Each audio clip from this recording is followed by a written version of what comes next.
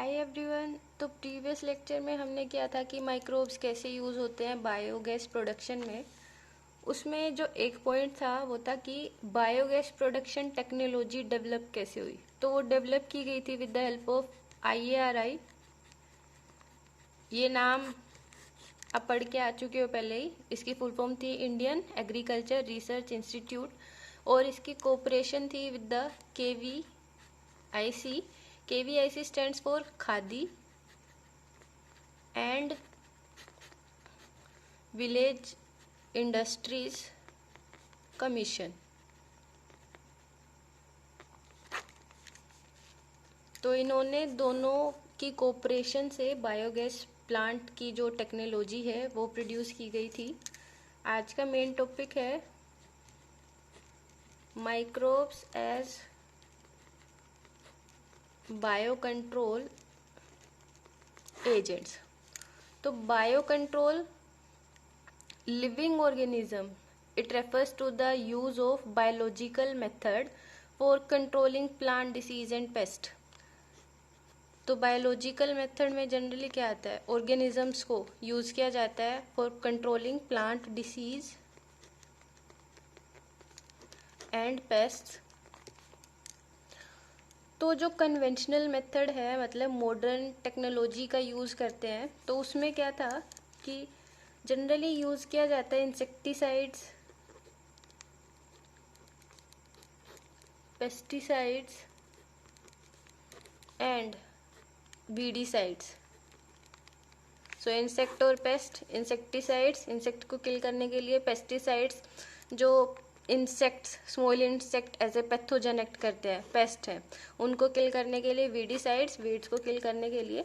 तो इसमें high amount में, मेजर अमाउंट में हार्मफुल केमिकल्स को यूज़ किया जाता था, जिसके एक्सेस अमाउंट से ना कि इन इंसेक्ट्स की और वीड्स की डेथ हो रही थी, बट जो क्रॉप है, वेजिटेबल है, इवन जो सॉइल है वो भी पोल्यूटेड हो रही थी। तो उसके लिए डेवलप किए गए बायोलॉजिकल कंट्रोल मेथड, ताकि जिससे जो सॉइल पोल्यूशन है, क्रॉप है और जो वेजिटेबल्स है, फ्रूट्स है, उनको प्रोटेक्ट किया जा सके हार्मफुल केमिकल्स से जो आगे जाके ह्यूमंस की हेल्थ को इफेक्ट करते हैं। तो ऑर्गेनिक फार्मर जो यूज करता है बायो कंट्रोल एजेंट्स को, that is an organic farmer.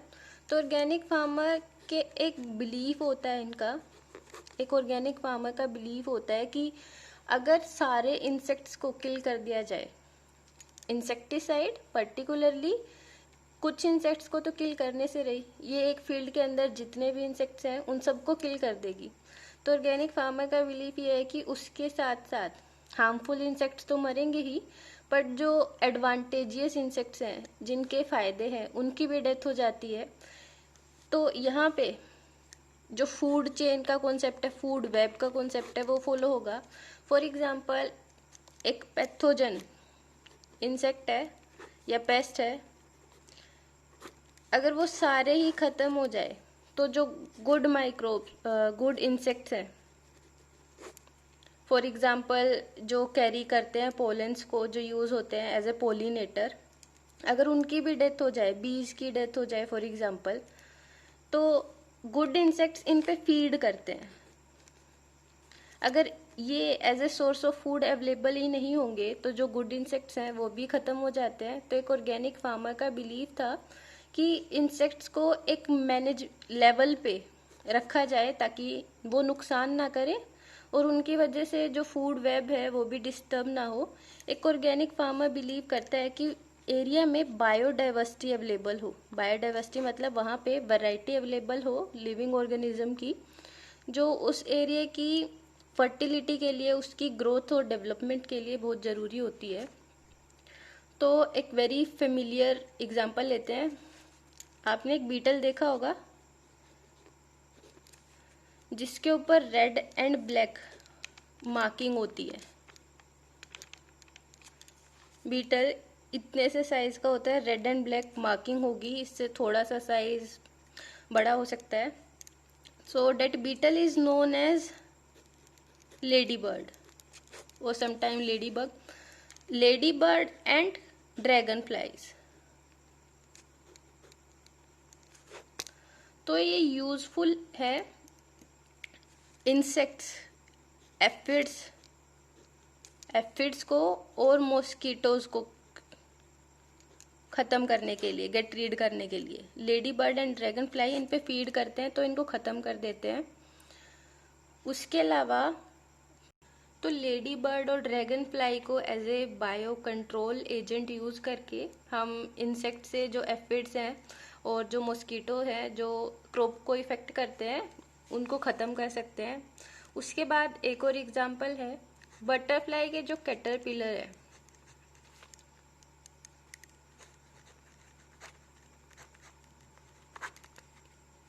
उसको ख़त्म करने के लिए एक बैक्टीरिया यूज़ होता है बैसिलस। इसके बारे में आप बायोटेक्नोलॉजी में बहुत पढ़ेंगे। It is most famous example. तो bacillus thuringiensis, short form BT। तो ये बैक्टीरिया प्रेजेंट होता है, ये प्रेजेंट होता है मार्केट के अंदर, सैशेज में मिलता है, पैकेट्स में मिलता है, ड्राई स्पोर फॉर्म में। तो इसको वाटर के साथ मिक्स करके स्प्रे किया जाता है। तो ये क्या करता है, कैटरपिलर के जो कैटरपिलर है, बटरफ्लाई का जो कैटरपिलर है उसकी गट के अंदर होल कर देता है, जिसकी वजह से ये कैटरपिलर फीड ही नहीं कर पाएगा। डिहाइड्रेशन की वजह से इसकी डेथ हो जाती है। तो ये बैक्टीरिया एक तरह से टॉक्सिन प्रोड्यूस करता है, तो एक कैटरपिलर को इफेक्ट कर रहा है, ना कि ये केमिकल है जो क्रॉप को और सॉइल को इफेक्ट कर रहा है। तो ये भी एक बायोलॉजिकल कंट्रोल मेथड है। इन डिटेल हम पढ़ेंगे बायोटेक्नोलॉजी में। उसके बाद आता है for treatment of plant disease, एक फंगस यूज होती है।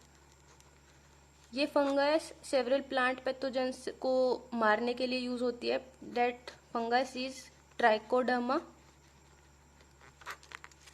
तो ये यूज होती है as a biological agent of several plant pathogens.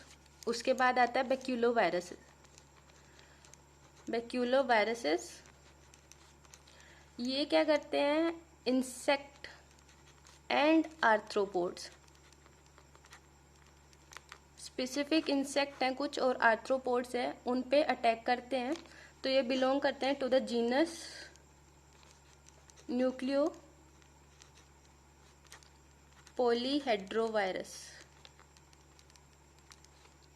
पहली पॉइंट, ये स्पीशीज स्पेसिफिक है, कुछ ही स्पीशीज को इफेक्ट करते हैं, तो स्पीशीज स्पेसिफिक है। उसके अलावा ये नैरो स्पेक्ट्रम है। नैरो स्पेक्ट्रम मतलब कि ये बहुत कम अमाउंट में, मतलब इनकी बहुत नैरो रेंज है कि कुछ ही स्पीशीज है इंसेक्ट्स की और कुछ ही स्पीशीज है आर्थ्रोपोड्स की सिलेक्टिव, जिनको ये इफेक्ट करते हैं। तो ये यूज होते हैं as a integrated pest management, जिसमें क्या होता है कि वो टेक्निक्स डेवलप की जाती है जिनमें पेस्ट को पूरी तरह से ख़त्म ना करके एक मैनेजमेंट लेवल पे रखा जाता है। तो इनका यूज़ होता है as a biological control agents. So without using any chemical हम क्या कर सकते हैं, पेस्ट को मैनेज कर सकते हैं। इससे क्या होगा, बायोडाइवर्सिटी है जो एक एरिया की वो भी ख़त्म नहीं होगी, और जो गुड इंसेक्ट्स हैं जो पेस्ट पे और पैथोजेंस पे फीड करते हैं वो भी अच्छे से डेवलप कर पाएंगे, अपने अमाउंट को वो मल्टीप्लाई कर पाएंगे, नंबर को इंक्रीज कर पाएंगे। So that was the microbes as bio control agent. That's all for today. Thank you.